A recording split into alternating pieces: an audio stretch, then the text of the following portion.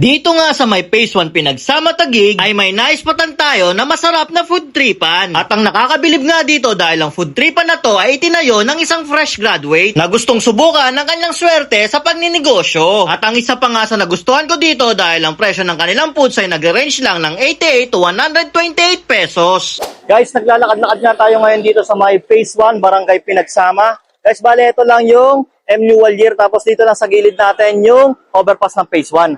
At may naispatan nga tayo dito, bagong bukas na tindahan. Ito nga yung Tasty Cantos. So samahan nyo ako guys at tikman natin yung mga foods sila dito.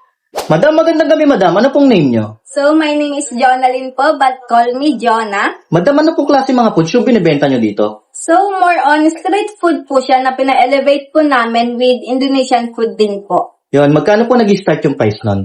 So, ang pinakamura po naming price is 88 pesos at ang pinakamahal po naming price is 128 pesos lang po. Yan, madam, matanong ko na rin madam, no? Anong oras po kayo nag-o-open dito? So, nag-start po kami mag-open is 9 a.m. to 9 p.m. po. Yan, madam, pa-order po ako ng mga bestseller nyo dito na matikman po natin. Thank you po.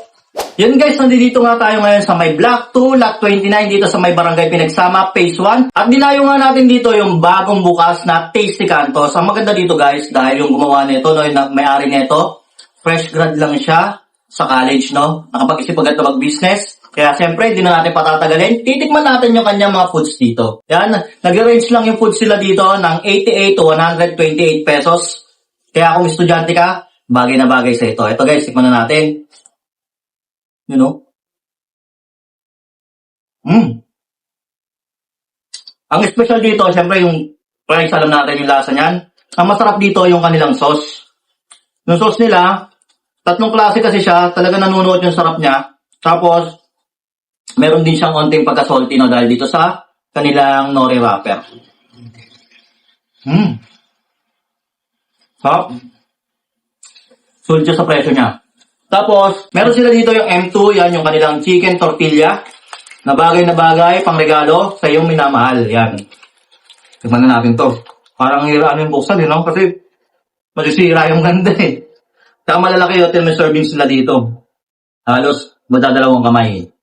So natin dito, no?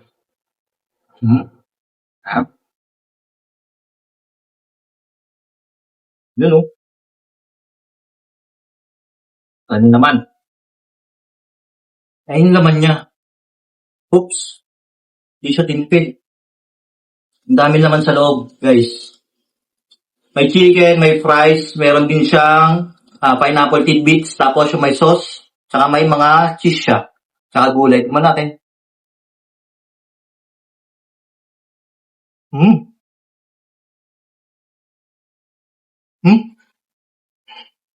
Masarap yung sauce nila.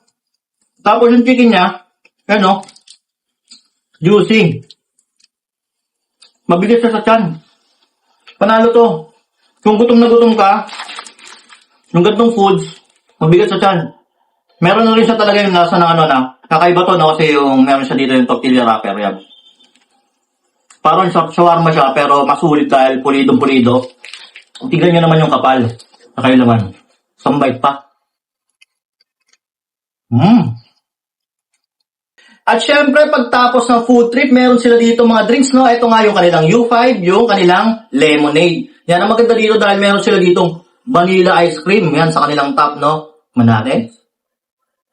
Yan, haluin muna natin para syempre lumasa din yung vanilla ice cream doon sa ibabaw. Oh, mahalo siya nga doon sa ilalim. Yan, umahalo na, oh.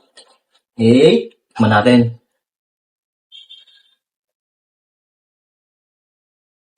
Ang sarap pala ng lemonade na ganito, no, yung may soda tapos merong ice cream on top. Naghahalo yung ano niya, nagbe-blend yung lasa niya. Refreshing talaga. Tama-tama yung lamig. Sulit na sulit siya. Murang-mura. At siguradong mapapawi yung init ng ulo mo sa sobrang sarap.